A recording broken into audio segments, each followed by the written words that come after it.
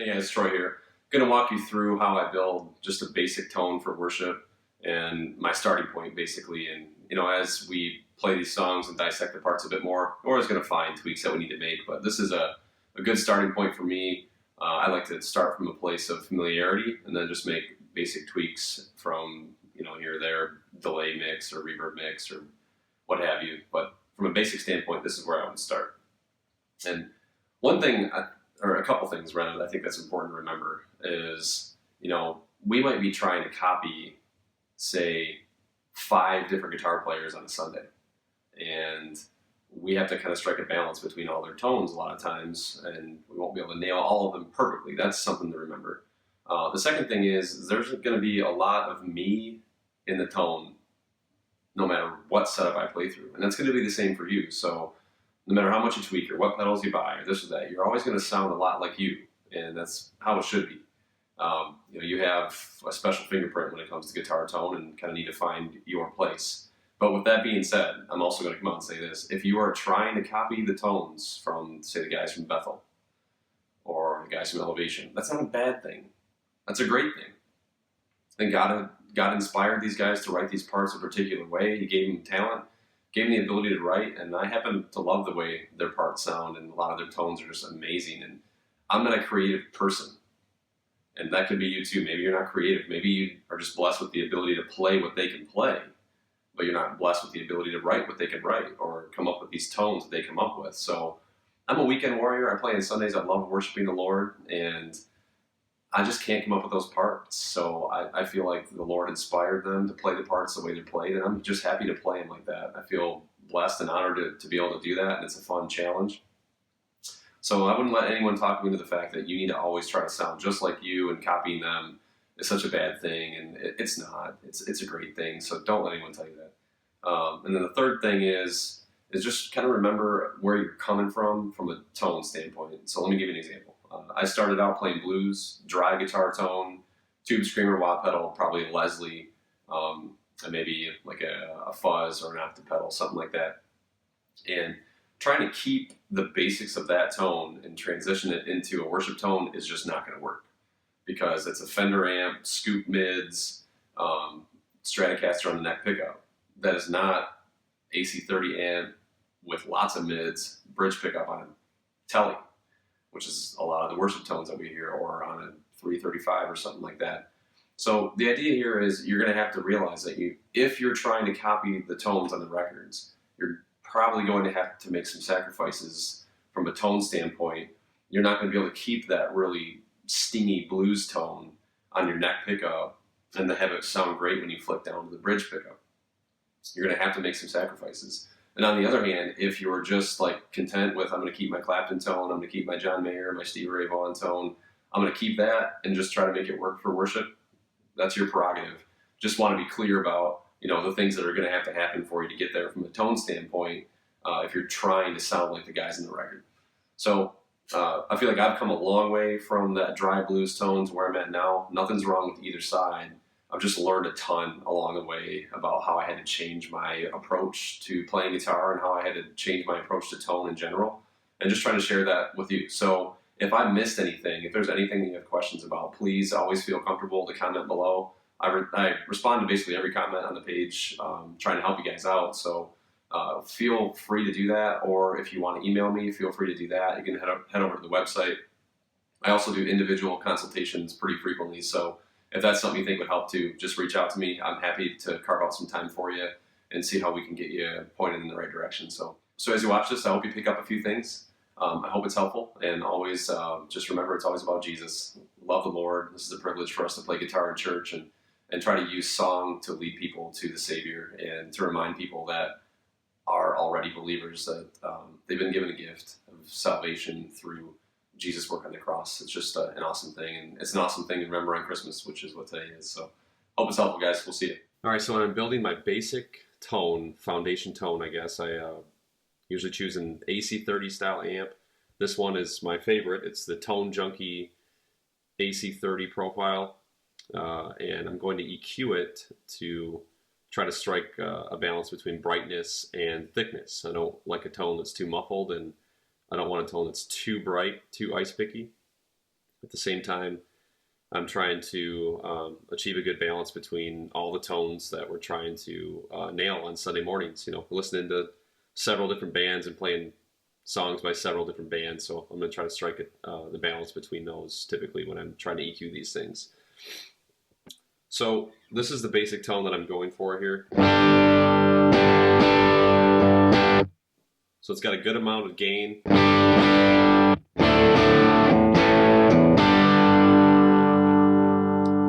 It's nice and thick. But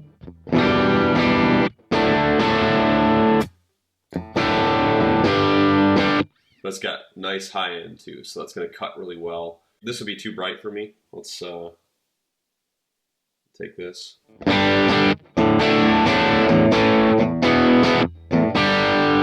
It's a little bit too bright. And then I'm really sensitive about mids too. I don't like too much in the mid range. These amps by very nature already have a lot of mids anyways. So here's too much mids for me. Still sounds good, but I like to back it off just a bit here.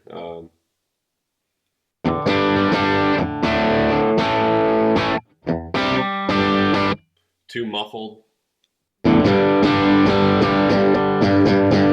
I like it to be a little more wiry sounding, which is why I back this off.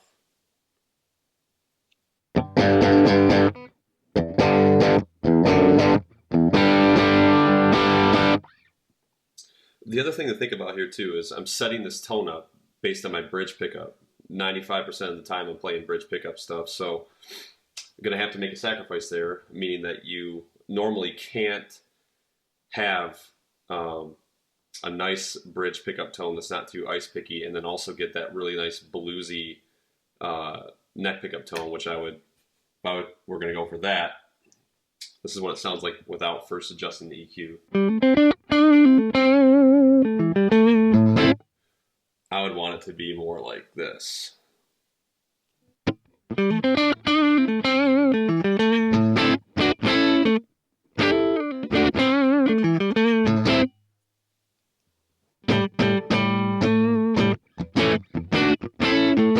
So it's scooped in the mids, has lots of high end. You can really nail the bass strings, and they just sound like wires basically.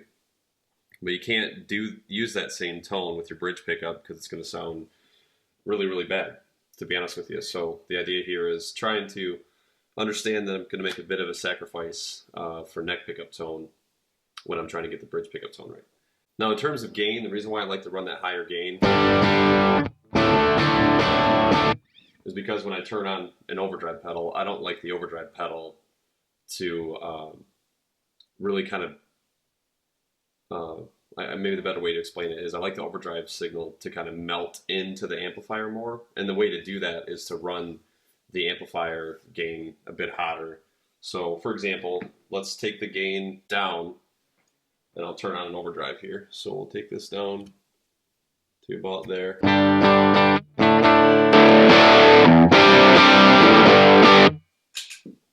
So I turned on the overdrive there, and it was, ugh, I hate that sound. It's just all overdrive pedal. All the gains coming from the overdrive pedal. Really changed the character of everything, and it's just not a tone that I like. So now the gain's back up, and I'll turn on the overdrive again.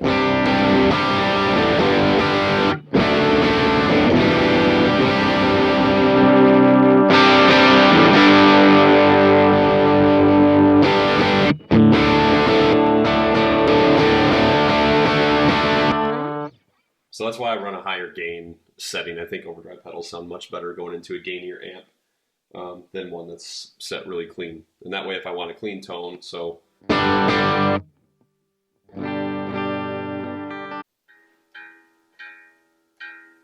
Okay, so the next step in the process for me is setting up my reverb tone. And here's the reverb tone I like.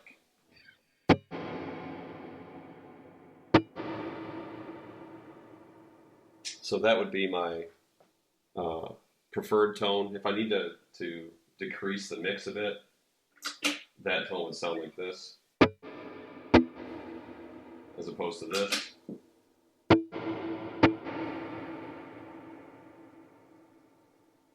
So what it does is the way the reverb is set mix 40 long time. That way it hangs for a while. And then I like it to be bright because then it adds a little bit more brightness to the signal. So I don't set the amp tone too bright because I know that the reverb is going to brighten things up for me a bit more. The reason why I start with reverb is that's really going to determine the delay mix and the type of delay I add to the signal as well. The more reverb we add to the signal, the louder your delay is going to be. Now, that doesn't necessarily mean that you need to add more mix to the delay. It means that you need to EQ the delay differently. I'll give you an example of that really quick. So now add the delay. Without the reverb, the delay sounds like this.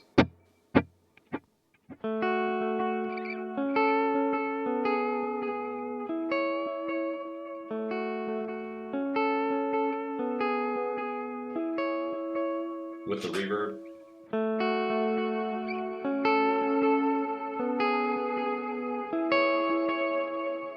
now I'll give you an example of that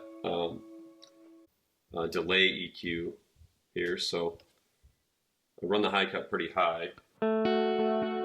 So as I turn that down,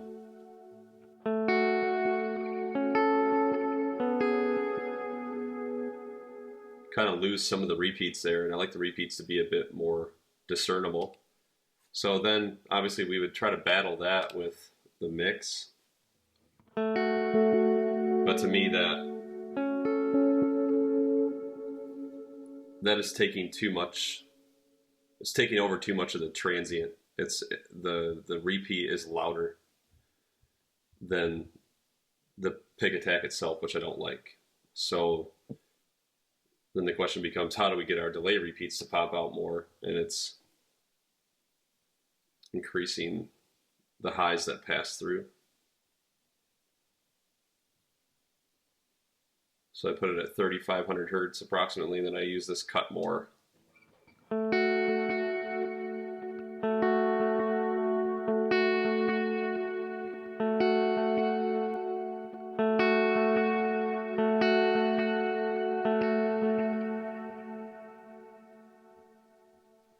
All right, so what that gets us is this nice washy tone.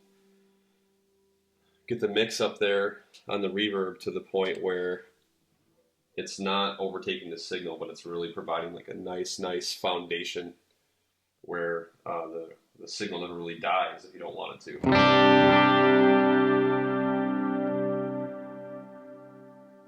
It goes on for a bit there.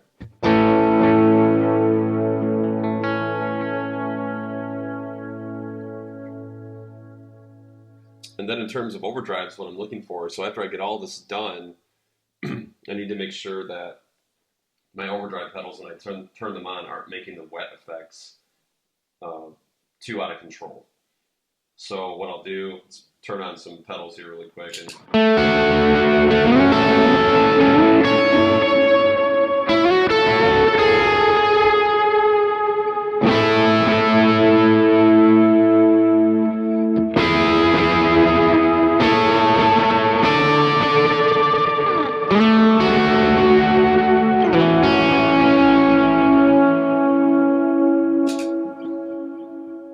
So to me, the guitar signal itself is still tracking pretty well there. It's not getting lost. As I pick harder, it comes through better.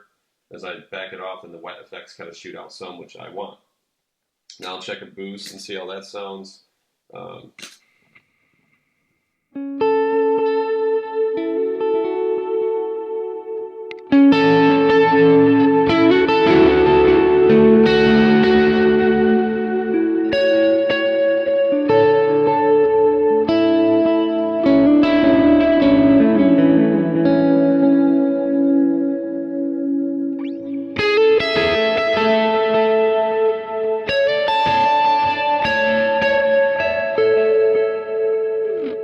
All right, so that sounds nice. It's again still tracking nicely. It's still coming through the wet effects, but the wet effects are providing that nice foundation.